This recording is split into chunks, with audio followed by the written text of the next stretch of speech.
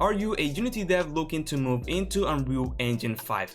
Well, in this tutorial I will quickly show you all the basics you need and explain them in a way that is related to Unity. So let's get started. Alright, so the first thing will be to create a project. In my case, I'm going to be using the latest version 5.3. So in here we have to go and specify which template we want to create our project on. In this case, this will be very similar in Unity Hub when you select a template or pipeline. Except in here we don't have pipelines, we only have templates. In my case, I'm going to be choosing the third-person template, and as you can see we have more options. First of all, we want to create the project in Blueprints or C++. Now in Unity you use C#, and the logical thing that you'll be thinking is to select C++ because it's similar to C#. Well, in that case, I don't agree with you. I believe that Blueprint is easier for Unity devs trying out Unreal Engine for the first time. The thing is that C++ is a bit more different than what you might think compared to C#, and especially the way that it's implemented into Unreal Engine. So I do strongly recommend to choose Blueprint. Then you can choose the target platform, in this case it's going to be desktop or mobile. Then the quality preset, maximum or scalable, which is a bit more of a optimized version depending on your hardware. And then if you want started content on or off. In this case, it will just include some handy assets, for example some props, materials and textures that you can use to begin with. I normally recommend to just check it on. Then we can go ahead and just choose a project location and a project name. Okay, so now we can just say create, and I'll just wait until the engine opens up. Okay, so the editor has opened up, and initially you will see that it's quite similar to Unity's user interface. First of all, we have the viewport where we can go ahead and just have the exact same controls as the scene tab in Unity, where we hold the left mouse button and with WASD we move around and just navigate through the whole level. In that sense, it is very similar.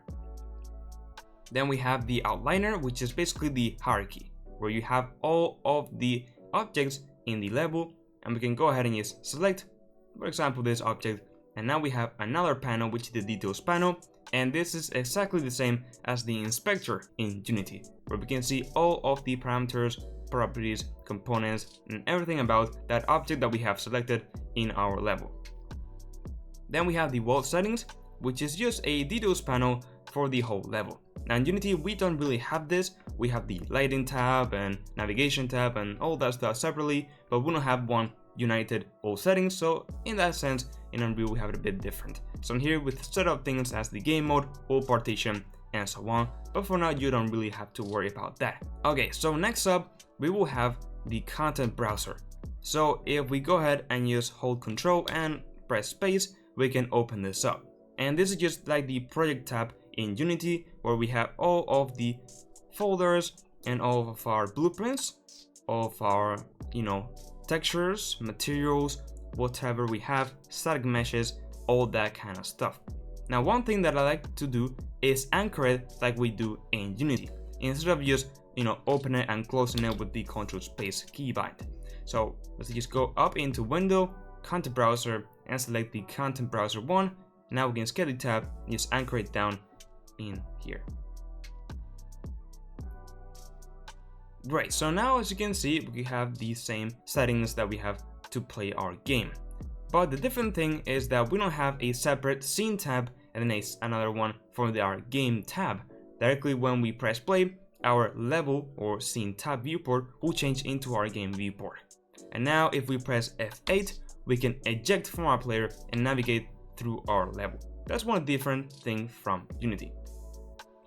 Then we can go ahead and just pause the game, exit, play again, whatever you need. Also, if you press Shift and Escape, you can also just exit the play mode automatically. Then we have a few settings over here. So for example, if you want to change the player start location, so instead of starting from the player start, you can just go into place the camera here, change current camera location, press play, and the player will start where the camera is. That is very handy.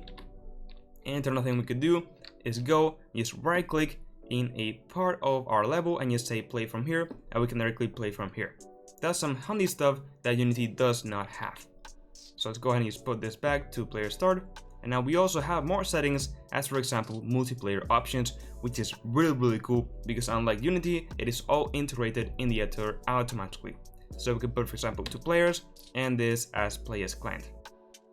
Now when I press play, you can see that we'll have 2 windows opening and automatically everything will be replicated. That is so freaking cool, and Unity is a bit hard to get to this step, so Unreal Engine does it automatically. So we can go back, put this at 1, place it alone, and there we go. So let's go ahead and open up a blueprint, for example the player blueprint. Now if you come from Unity and you haven't really touched Unreal a lot, you'll think blueprints as only the nodes, right? In terms of dragging the connections, plugging them together, those are blueprints. Well, in Unreal, those are blueprints, but also we have blueprint classes, which are exactly, for example, the player in this case. Just think of them as prefabs from Unity, where if we open this up, you will see that we have a whole bunch of things. First of all, of course, the blueprint code itself, which will be in the event graph node. And then we have the viewport tab, where we can see all of our components over here in the left hand side, well, like our mesh, our camera, our arrow component, and so on, like we will have in Unity with a prefab. Now, in Unreal Engine, it's a bit different. In Unity, to add a script into a prefab or even whatever, object in our level, we will basically add a new component like it is in here, right? So add component and you will find your script. In Unreal Engine, it's a bit more different. We directly have an event graph node with all of our blueprints inside that prefab, which in this case is a blueprint class. So that's a bit different. Now we still can have components, as you can see. So I could technically just go create a new blueprint class, and these are called actor component. So I could just create an actor component and let's go and just add that test into here, and we'll have also logic where I can do it externally. But if you're a beginner, normally you're gonna stay away from this and put all of the code directly in the event graph on the blueprint itself. As you can see, we have a lot of stuff as the My Blueprint section, where we have different event graphs, different functions, macros, and then the variables itself. So I could create a new variable, and this would be, like hello test. And one difference you can see is that we actually can, just place spaces, which is pretty nice. And then we can change the variable type over here. Then in terms of blueprints, it is pretty straightforward. As you can see, it will just go in a sequence on how they are connected. So when the game starts, we'll get the controller of this specific pawn and just cast to the player controller. In this case, cast is like accessing a specific blueprint class.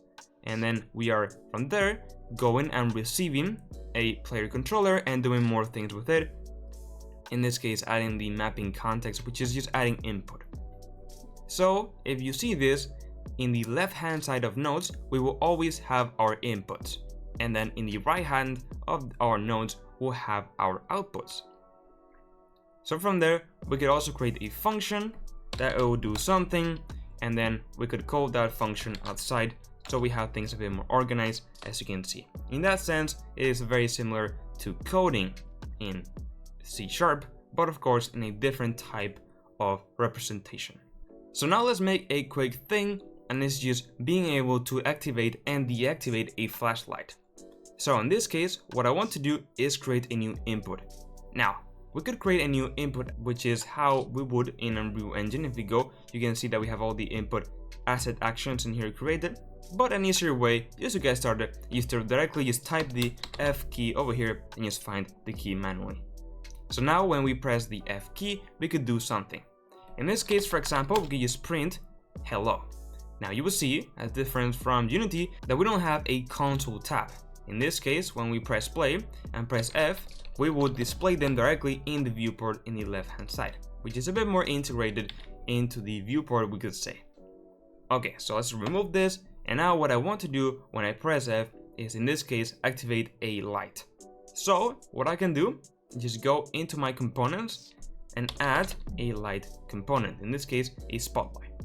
So now I could go ahead, just place this where I want in my character, which will be kind of, let's say he has a torchlight in his head, and I increase a bit the intensity and a bit the iteration radius, so it's a bit, more outwards.